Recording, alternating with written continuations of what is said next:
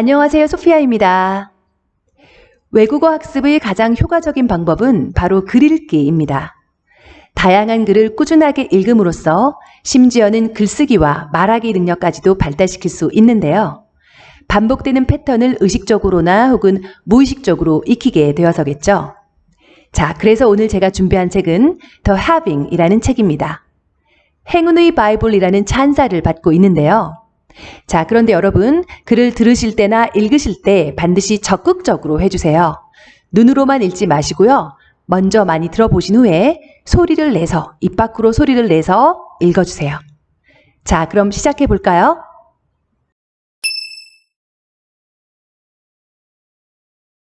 The Having, The Secret Art of Feeling and Growing Rich. Prologue.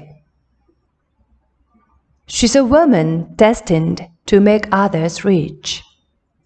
Those words echoed in my mind as I glanced out the airplane window at an endless range of mountains. I guessed that we must be crossing Asia. I was on my way to Europe to meet SuhYoon Lee, called the Guru to the Rich. My father had spent his entire life saving money before he passed away a few months earlier. Before he died, he had implored me to find a way to become rich without sacrificing the present for the future. I, a former journalist, had asked around and realized that only this guru could give me the answer. As I looked out the window, I asked myself, when I meet her, can I too become rich? Master of Mindset, Insight Queen, La Divina, Oasis of the Hopeless, Visionary in Chief. It was a list of nicknames worthy of Daenerys Targaryen, character from Game of Thrones. And the owner of all these names was SuhYoon, an attractive, fascinating woman in her 30s. At the age of 6, she had embarked on her life's work, observing others' lives and studying the secret to wealth. She had counseled the wealthy in her teens and already made a name for herself in her 20s as a guru among well-known business people, real estate conglomerates, and investors. It was said that people had to wait more than a year to hear her advice, and that even presidential candidates and leaders of global businesses consulted her. She had analyzed more than 100,000 cases of wealthy people and integrated the results to discover the secret to wealth. A newspaper article about her destiny was especially memorable. Chinese merchants traditionally read each other's fortune before trading. SuhYoon's grandmother had learned the studies of fortune from the Chinese merchants she worked with through her fabric business, and she went on to read the fortunes of her several grandchildren. This 6-year-old granddaughter had the extraordinary gift of bringing wealth and luck to many people. She is even quoted as saying, "This child is destined to make others rich." SuhYoon will lead many people to wealth and heal their hearts. Having gotten this far, I suddenly began to worry. What if SuhYoon told me it was impossible to become rich in this new world, and told me to stop dreaming about it? What if she gave me advice that didn't work at all, that left me worse off than now? What if I'd misunderstood her words and she didn't actually want me to come all this way to see her? To clear away my distracting thoughts, I turned on the overhead light and pulled out a notebook. I wrote down the questions I wanted to ask when I met SuhYoon. What can I do to become rich? That is, if I can become rich, can I become rich? When will I be rich? How much money will I be able to have? Could I be rich without sacrificing today? Meanwhile, the plane was descending. My hands and feet suddenly trembled with a vibration. I'm not sure, but I think my whole life is about to change. My father loved yellow covina. It's a palm-sized salty dried fish sold in sets of 10 for about $300. Mostly served in traditional Korean holidays. Whenever my father was asked what his favorite food was, he would always answer the same way, yellow covina. He would speak of the salty taste he'd enjoyed at his relative's house as a child. After a moment of wistful reminiscence, he'd then go on to tell the same folk tale.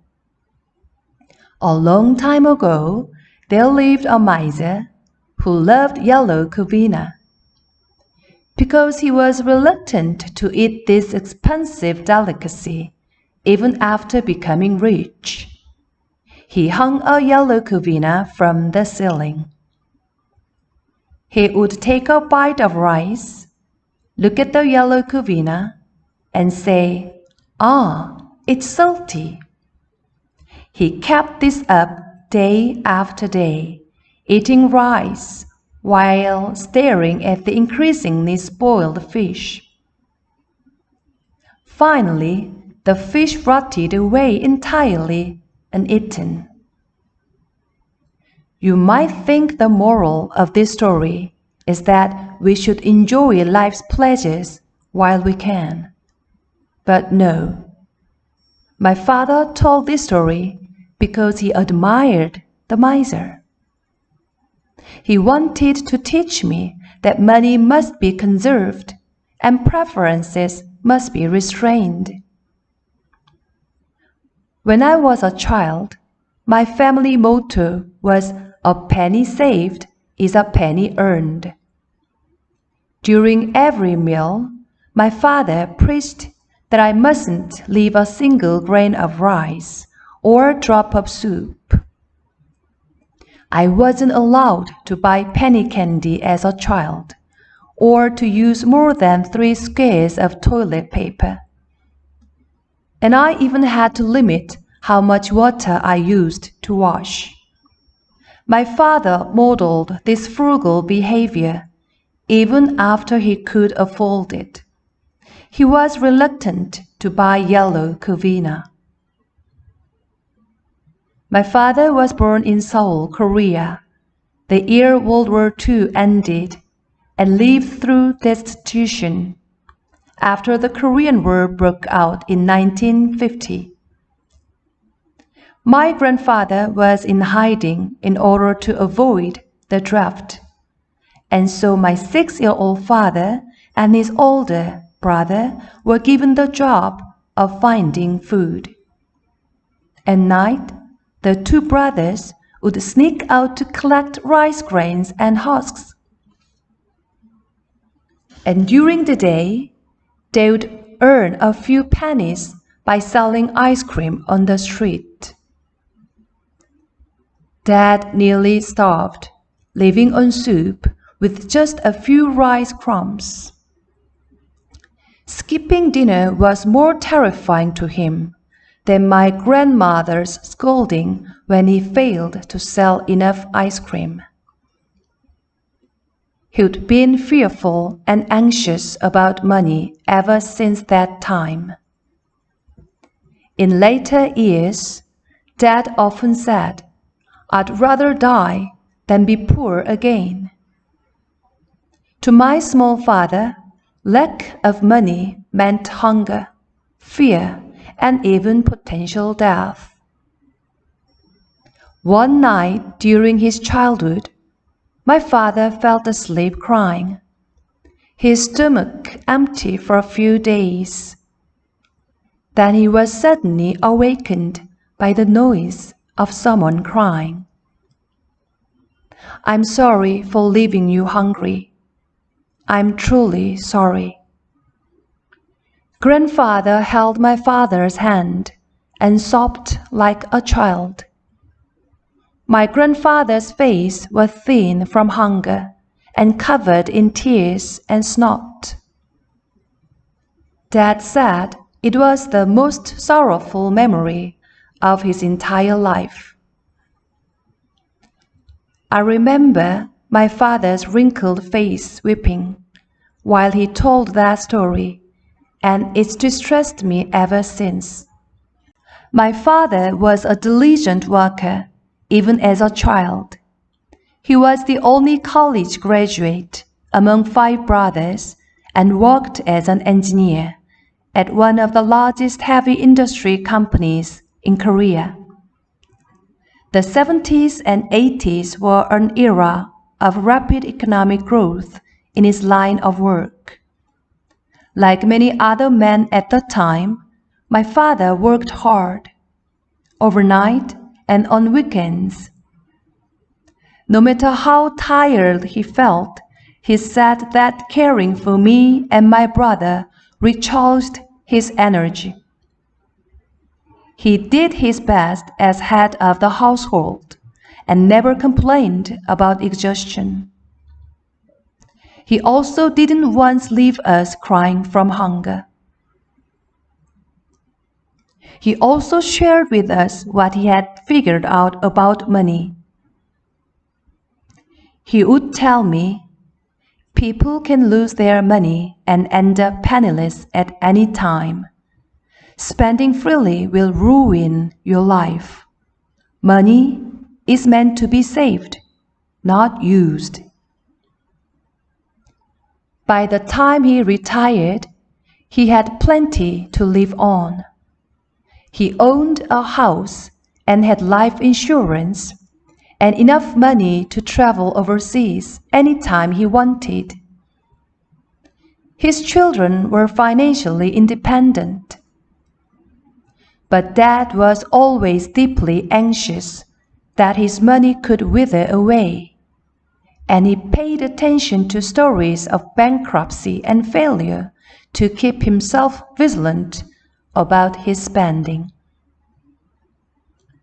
In his later years, his daily routine was very simple. My father worked in the morning, did a bit of light exercise, and played Go on a computer. He ate a free lunch at the Seniors Welfare Center and went out to walk beside the river in the afternoons. He never did anything that cost money. And for that reason, he did not join his friends when they went for golf or on overseas trips. Instead, his only hobby was hiking. Twice a week, Dad put on a pair of hiking boots and left home early in the morning. Each time he went hiking, he grinned and said, "There's nothing as free as hiking. All you need is sturdy legs and a water bottle." Dad also endured the cold and heat as much as possible. He wouldn't turn on an air conditioner, even if it was hot enough to melt butter. He wore a sweater or a winter coat on bitingly cold days. He didn't waste the water he used to wash or brush his teeth, but collected it in a large bucket and used it to flush the toilet to save a penny on water fees. Another of Dad's hobbies was picking up things people had thrown away. He would collect clothes, shoes, furniture, or electronics from the trash or from houses people had left. One room of Dad's house was overflowing with stuff, and that room, which looked like a junk shop, was like a treasure chest to him. Every time he opened the door to that room, my 70-year-old father was as delighted as a child. But one day, his life suddenly changed.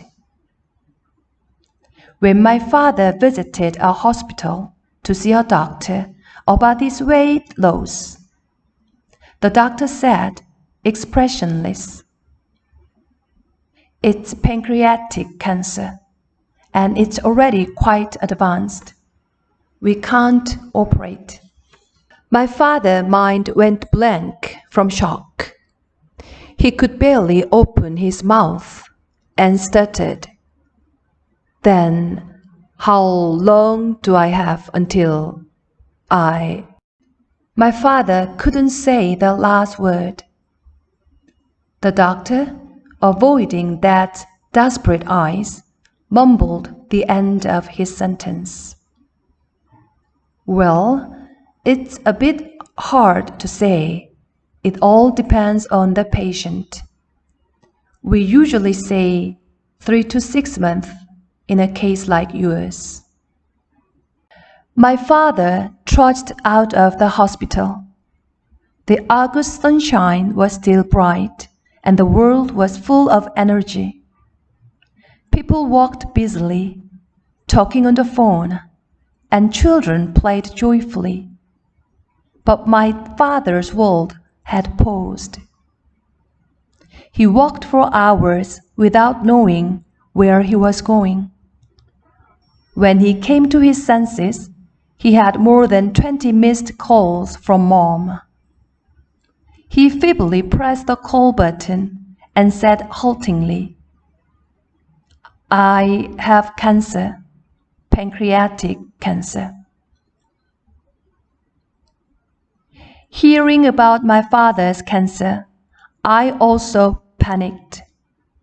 I'd never once in my life seen my dad sick with anything, not even a cold.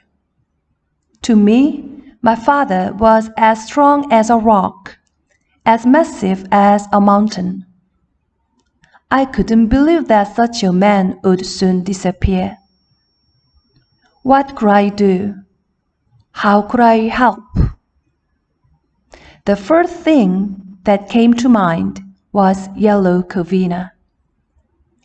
Dad's favorite fish that was too expensive to eat.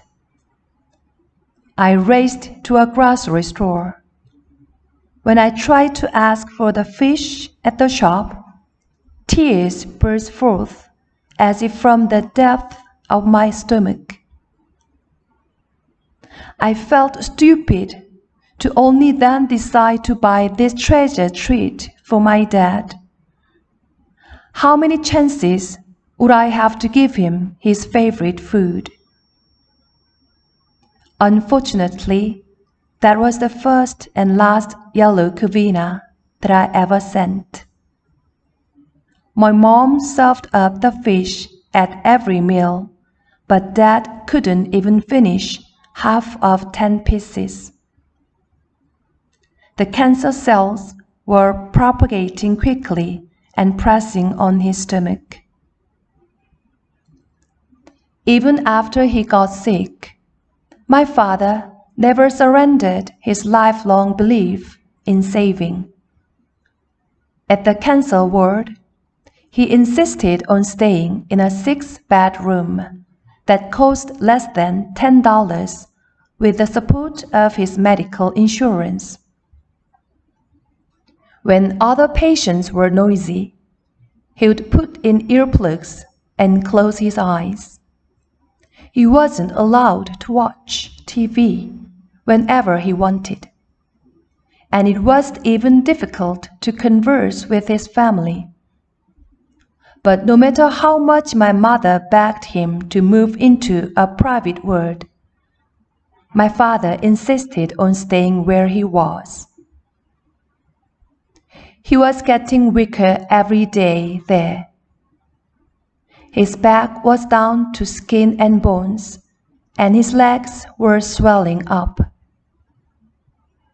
One day, he held my hand and spoke as if he had a premonition of something.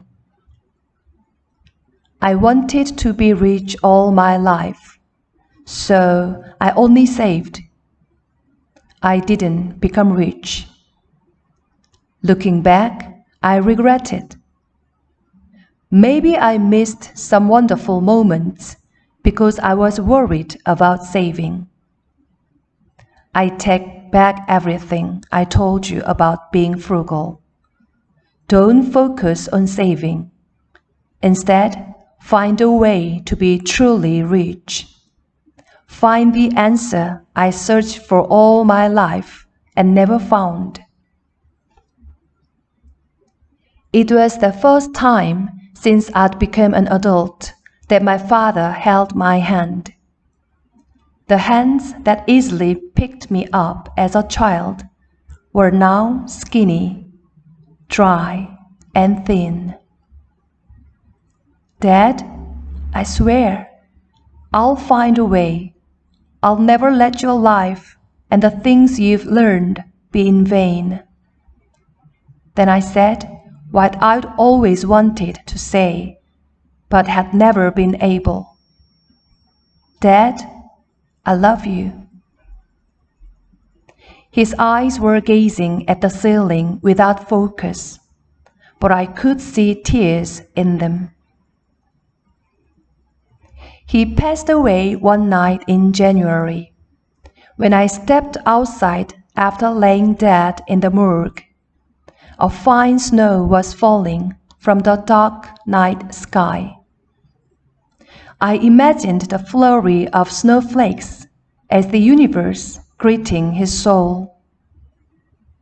As I stared at the sky, the sharp winter wind slapped my cheek. It was then that I realized Dad was gone from the world I lived in. After the funeral, I was cleaning up dead things at my parents' house. I opened the freezer and saw 5 frozen yellow Covina left without an owner. The tears I'd been holding in finally burst out. I sank to the floor and wept bitterly like a child. I felt how much I loved my father, and I ached for his denial of the pleasures he had at his fingertips. He passed away without eating his favorite food. And then I realized something that soon became a promise to myself.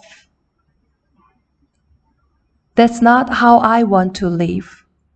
I will honor my father's last request. I have to find a way to become rich.